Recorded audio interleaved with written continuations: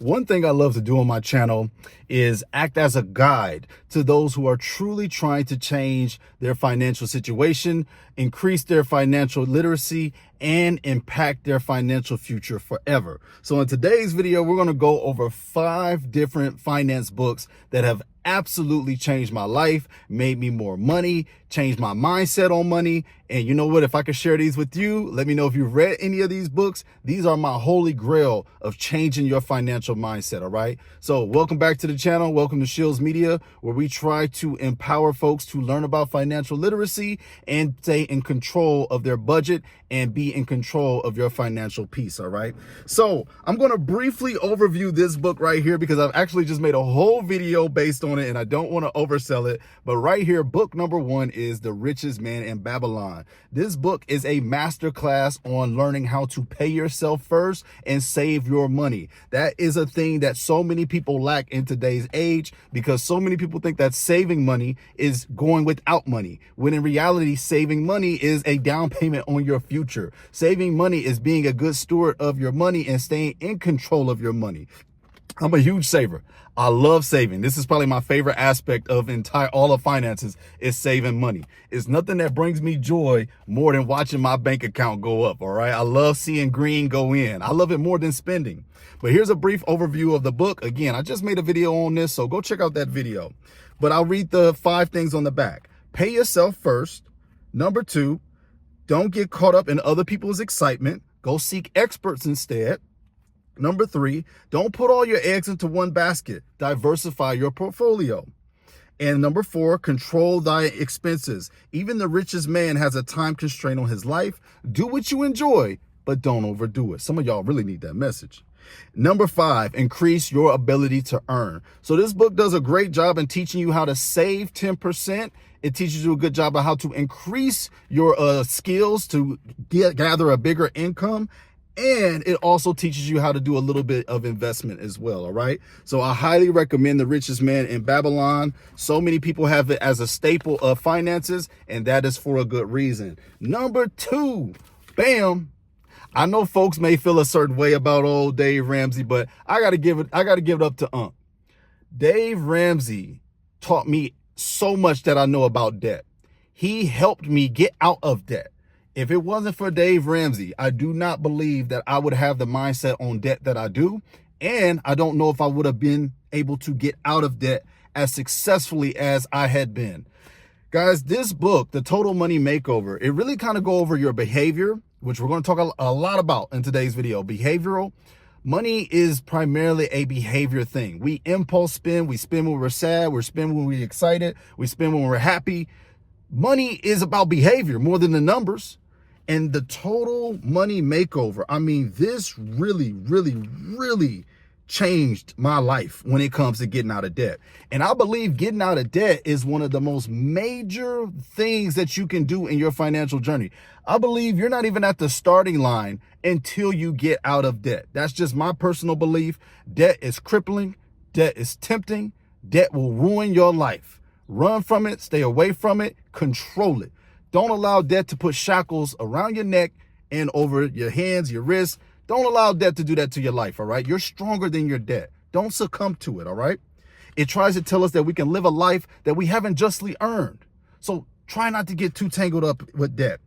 But basically, it helps you design a surefire plan for paying off all your debt, meaning cars, houses, credit card debt.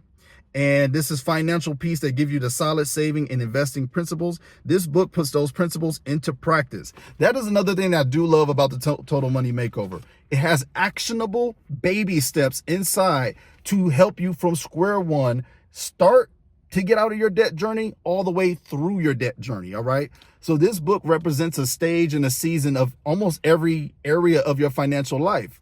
One of the cons that it has is people always say, if you have money already, then maybe Dave's style is not for you. But Dave's style changed my life. And I believe this style really impacts the everyday man and woman.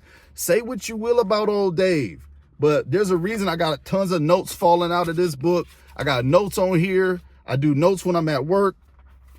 I got my blessed dollar in the middle. I keep a blessed dollar as my check mark. As my bookmark. You guys, we got to get back into making this cool. We got to get back into financial conversation and financial literacy being a good thing, a cool thing. You're not a lame because you keeping your eye on your money. If anything, you are way better than a lame because you know where your money's going. Your money's working for you. All right. And if it means to be lame, whatever, call me lame. Who cares? We're not here to impress the Joneses, but I highly recommend the Total Money Makeover. Absolutely changed my life, and I'm not going to stop claiming it. I think it's a great book. Check it out. If you're deep in debt, you're stuck in debt, yo, don't sleep on Dave Ramsey. Also, shout out to Anthony O'Neill. If you're a brother out here with the same skin color, Anthony O'Neill is like the Dave Ramsey for us, right? Whatever that means. But knowledge is for everyone. Try to get it, all right? Now, number 3, I don't have the book physically because I actually have lent it out to a friend, and that is The Millionaire Next Door. Millionaire Next Door teaches us that you don't have to be an athlete. You don't have to be a celebrity. You don't have to be a musician. You don't have to be all these things that society has said that you have to be in order to be a millionaire. There are everyday millionaires in this world, y'all. I'll pop the book up over here on the screen. There are everyday millionaires here in this world. And until I read this book, I didn't realize how achievable it actually can become if we value the right things, if we look for the right things, if we take all of our stock out of materials and cars and using credit as a normalized thing. This book really taught me to look at, that person who's driving a Toyota, that person who's driving a Honda, they could be a millionaire. You don't really know, because society has told us that millionaires only drive the fancy cars. They're only in the Maseratis, in the Ferraris, in the Lambos. Those are the only places that millionaires go. When in reality, a millionaire could be right next door. A millionaire could be the person down the street. A millionaire could be a person just living on a nice suburban home. You never know. So that book really helped me bridge the gap between, hey, becoming a millionaire is impossible, and hey, you know what? Maybe it's not the most likely, but maybe I could become a millionaire someday. Who really knows? So I highly recommend The Millionaire Next Door. It's really going to help out your mindset a lot, all right? One of my favorite books of all time. It's currently not in this vehicle. It's in my other vehicle, and I didn't feel like getting it right now, so I'm going to pop it up on the screen as well. This book has been getting nothing but praise from me because I think this is where the basis and the most motivation from my channel has come from. The Psychology of Money is an absolute banger, and I'll always continue to promote this book because all of this, it's all psychological, guys. Why you spend the way you spend is all psychological. How these companies and advertisers and all this propaganda know how to get you to buy something is because they have studied your psychology. They know us better than we know ourselves. That's how they're able to continuously have the money coming in, because they understand human psyche when it comes to finances. They know what makes us tick. They know that convenience is often the biggest carrot that we go and eat because we don't want to work for anything. We don't want to delay anything. We never want to delay gratification. So they know, hey, it's convenient. Hey, it's fast. Hey, we know you don't got the time. Hey, we know you're distracted. That's why fast food is booming. That's why Amazon is booming. That's why all these other entities are booming, because they have taught us that convenience is the new way of life. So we never think about a logical way to approach certain purchases. See, we're too emotional when it comes to purchases. You know, we're sad, we eat a lot. When we're depressed, we go out and buy things to hide our depression, hide the fact that we want to be validated by X, Y, and Z, and the Joneses, and Susie, and Bob, and Billy, and Joe, instead of just looking inwardly and sitting down and critically thinking about the purchase that we're going to do before we actually do it. So many people spend the money that they've earned before it's even hit their bank account, and that is a problem. The Psychology of Money breaks down this very thing. And that's why I have been rereading it and trying to digest it. You're going to see tons more videos about it, because you need to know where your money is going, and you need to know why it's going into that thing. We're human beings, guys. We're going to make mistakes, and we have very similar thought processes when it comes to how we're feeling in our lives. And if you can start to identify, why am I buying this when I feel like this? Now you can be better suited to use stimulus control to counteract that impulse buying. Do y'all feel where I'm going, or am I getting a little bit too deep here? I'm very passionate about this book, as you can see. So yeah, moving on to my last book that I have here. This one is actually not exclusively a finance book, and I just made a video on this one as well. The Strangest Secret. Man, I'm giving y'all all my sauce today, man. I don't be giving this out to nobody. I must really love you guys. Earl Nightingale is one of the deans of self-improvement, self-empowerment, self-motivation. I love Earl Nightingale so much. The Strangest Secret. It's a very small and quick book. Basically, this book boils down to whatever you set your mind to, you can achieve. Now, I don't just believe in and I'm not just going to say this is fairy tale. I'm talking about if you set a 30-day actionable plan and you take steps each day to move forward toward your goal, you will reach that goal in some type of capacity. This book tells us that success is the progressive realization of a worthy ideal.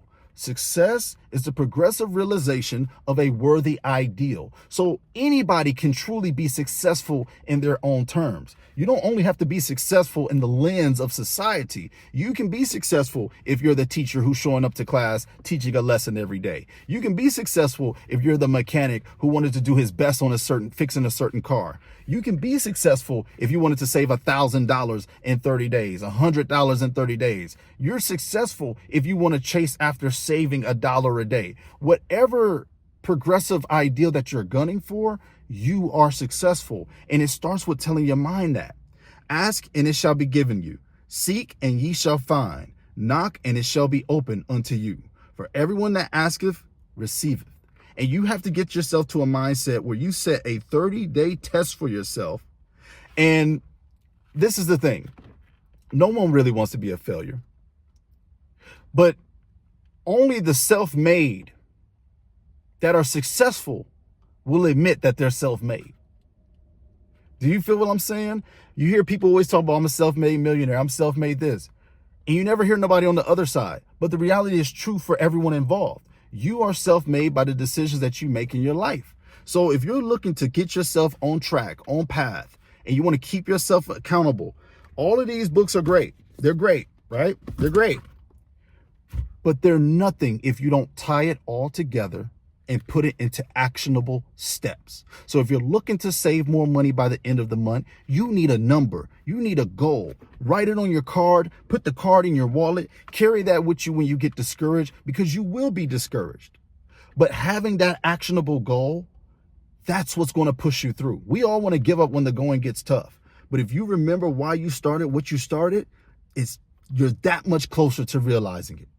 I took myself on a 30-day YouTube upload challenge not too long ago, where I uploaded every single day, despite how I was feeling, despite that I was on vacation, despite if I had worked doubles that day. I showed up for you guys every single day trying to give value to my people. You have got to have that grit that goes through adversity. And what do you know? My numbers are going up on my channel. Not that I'm making the most money from this, but my money's going up, my views are going up, my subscribers are going up, all the numbers are going up. And it's going up at a time where they say that YouTube is not the most flourishing. The summertime is a little bit harder because everybody's around and outside, but I still push through it, and now all my numbers are up. I digress. Guys, check out some of these books.